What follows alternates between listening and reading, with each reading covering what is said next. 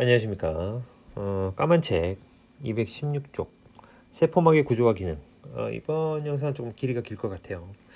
자, 한번 보도록 하겠습니다. 세포막은 세포를 주위 환경으로부터 분리시켜서 세포 내부의 생명 활동이 가능하도록 해주고, 세포막을 경계로 물질 출입이 일어나 세포가 끊임없이 외부와 상호작용할 수 있게 해준다. 세포막의 구조는 인지질 이중층으로 되어 있어요. 인지질 이중층. 여기 지금 사진 그림이 좀 이상하네요. 네, 인지질 이중층으로 되어 있는데 군데군데 여기 이제 단백질이 이렇게 박혀 있어요. 네, 여기 인지질이죠. 인지질인데, 네, 요게 이중층으로, 여기 하나 아래 하나 이중층으로 되어 있는 거죠.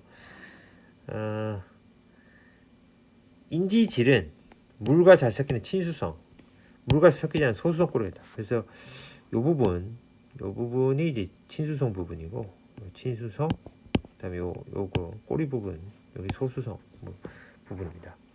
그러니까 여기 이제 서로 소수성 부분끼리 이렇게 붙어 있고, 이쪽 세포 바깥, 세포 안쪽은 친수성 쪽이죠. 물과 잘 붙겠죠. 막단백질은 여기 이제 세포 인지질 이중에 이렇게 막 박혀 있어요. 네, 이렇게 박혀 있다. 이게 관통하고 있는 것도 있고 그냥 박혀 있는 것도 있고 그렇게 있어요. 물질의 이동 통로가 되겠죠. 자, 다음 장에 세포막의 이제 선택적 투과성인데, 선택적 투과성 말 그대로 어떤 물질은 잘 투과시키고 어떤 물질은 잘 투과시키지 않는 거죠. 이게 이제 선택적 투과성인데, 선택적 투과성이 의의라고 했는데, 의의는 어떤 것이 여기서는 이제 세포막이죠. 세포막의 선택적 투과성이 있을 때 이 의의라고 하면 그것이 가지고 있는 가치 또는 중요성을 의의라고 합니다. 예, 영어로 하면 시그니피컨스죠. 시그니피컨스인데, 그런 의미가 있다. 그래서 선택적 투과성이 갖고 있는 중요성, 가치가 뭐냐?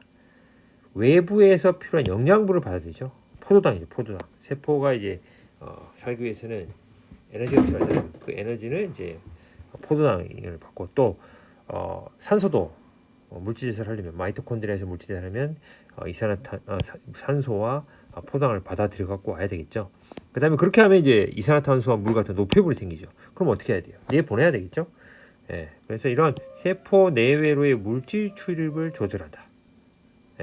이 선택적 투과성, 세포막에서. 그래서 결과적으로 생명 활동이 원활하게 일어나는 환경을 유지할 수 있게 해준다. 이게 이제 선택적 투과성의 의의다. 세포막을 통한 물질의 이동은 두 가지로 나눠 있어요. 첫 번째 확산. 그 다음 하나는 삼투입니다. 삼투 어디 갔니? 뒤쪽에 있나? 삼투. 두 가지가 있다. 자, 먼저 확산을 보도록 하겠습니다. 확산은 분자입니다. 분자.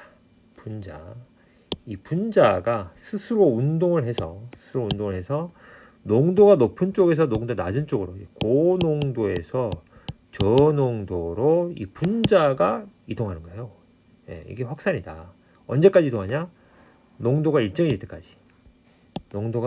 물질 농도가 평형이 된다. 일정해질 때까지. 평형이 될 때까지. 근데 이제 이 확산하는 방식이 두 가지 방식이 있어요. 첫 번째 방식이 뭐냐면 인지질을 통한 직접 확산이 있어요. 요걸 이제 단순 확산이라고 하는데, 단순 확산. 크기가 매우 작은 물질, 산소나 이산화탄소 같은 기체, 그다음에 지용성 분자 이런 것도 있는데, 얘네들은 이게 인지질 이중층이잖아요. 인지질 이중층인데 그냥 이런 산소라고 하면 바로 들어가는 거예요. 세포 안으로. 이게 산소다. 반대로 여기 만약에 이산화탄소가 많이 있겠다, 그죠? 그러면 이산화탄소가 여기 농도가 높고 여기 이산화탄소 농도가 낮아. 그럼 이산화탄소는 어떻게 돼요? 이산화탄소는 이렇게 바로 그냥 나가죠. 이게 이제 단순 확산이에요. 인지질을 통한 직접으로 나간다. 그런데 막단백질, 인지질 이중층 세포막에 이렇게 단백질이 이렇게 박혀 있잖아요. 이 단백질을 통한 확산이 있어요. 그럼 여기 우리 교과서에는 나트륨이온, 포도당 이렇게 나와 있는데, 이런 전하를 띠는 물질 이온이죠. 나트륨이온. 비교적 분자 크기 큰 거. 포도당은 분자가 C6H12O6입니다. 분자량이 크죠. 이런 것들은 이런 막단백질을 통해서 이동을 한다. 포도당이나 아미노산이나 이런 것들이.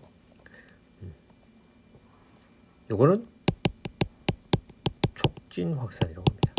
네. 그다음 삼투는 농도가 낮은 곳에서 높은 쪽으로 물이 이동합니다. 물. 주인공이 물입니다. 물이 이동합니다. 여기 탐구자를 보면서 한번 설명해 볼게요. 동물세포 먼저 볼까요? 자, 동물세포. 적혈구죠, 적혈구.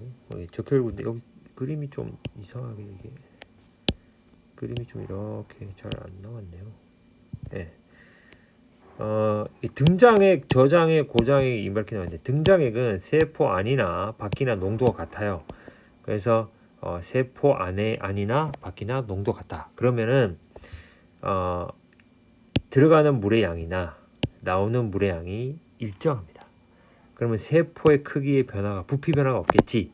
세포 안팎으로 이동하는 물의 양이 같아서 세포의 부피 변화가 변해진다. 이게 이제 등장액에 넣었을 때, 이게 이제 생리 식염수라고 하는 거죠. 0.9% 생리 식염수에 이제 있을 때는 그래요.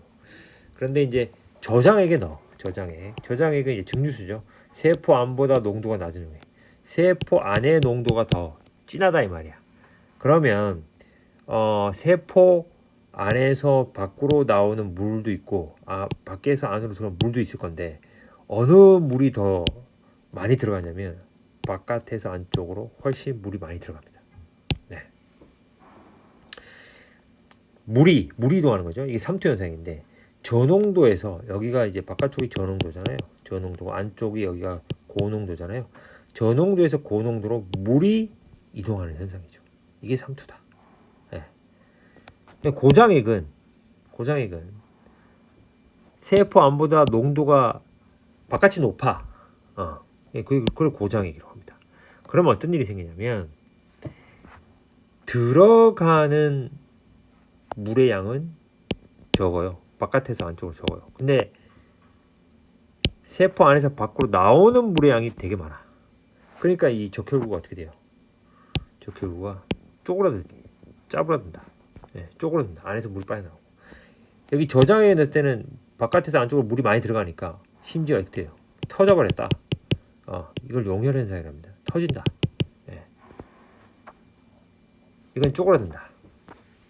네, 이런 식으로 세포 안과 밖의 농도에 따라서 물이 세포 안으로 들어가기도 하고 나오기도 한다. 이걸 삼투 현상을 하고 식물 세포 같은 경우에는 이제 터지지는 않아요. 저장에 넣어도 팽팽하게 됩니다. 팽팽하게 들어가는 물의 양이 많아. 근데 나오는 물의 양이 적어. 그러니까 팽팽하게 이게 팽윤 현상이라고 하죠. 네. 일정할 때는 들어가는 양이나 나오는 양이나 같죠. 네. 그런데 여기는 이제 고장액에 넣는 거죠. 진한데 소금물 또는 설탕물에 넣었다. 진한 설탕물이나 진한 소금물에 넣어서 그럼 들어가는 물의 양은 적은데 나오는 물의 양은 많다. 네. 그러니까 쪼그라든다. 이 세포벽하고 세포막이 분리돼 버리죠. 이렇게 분리돼 버린다. 이거를 이제 원형질 분리라고 하는데 이런 식의 상황이 생긴다. 삼투 현상의 예는 식물의 뿌리털이 이제 토양에서 물을 흡수한다. 식물은 토양에 있는 물보다 농도가 진하니까 물이 식물체 안으로 뿌리털로 들어가는 거죠. 식물에 비료를 많이 주면 식물이 말라집니다. 비료가 많으면 농도가 높아지는 거죠. 그러면 식물 체내보다 농도가 높아지면 식물 안에 있는 물이 바깥으로 빠져나오겠죠. 그래서 말라 죽는다. 시든 식물에 물을 주면 싱싱해진다. 그렇죠. 시든 식물이라고 하면 식물체 내에 농도가 높은 거죠. 물은 농도가 낮으니까 물이 식물체 안으로 들어가면서 싱싱해진다. 콩팥의 세뇨관에서 모세혈관으로 물이 재흡수된다. 세뇨관에는 물이 농도가 낮아요. 농도가 낮은데 모세혈관 안에는 농도가 높죠. 그러니까 물이 어떻게 돼요? 농도가 낮은 데서 높은 곳으로 물이 이동한다. 그렇게 됩니다. 자, 이번 시간에 세포막을 통한 물질의 이동에 대해서 살펴봤습니다. 세포막의 구조와 그리고 확산과 삼투 수고하셨습니다.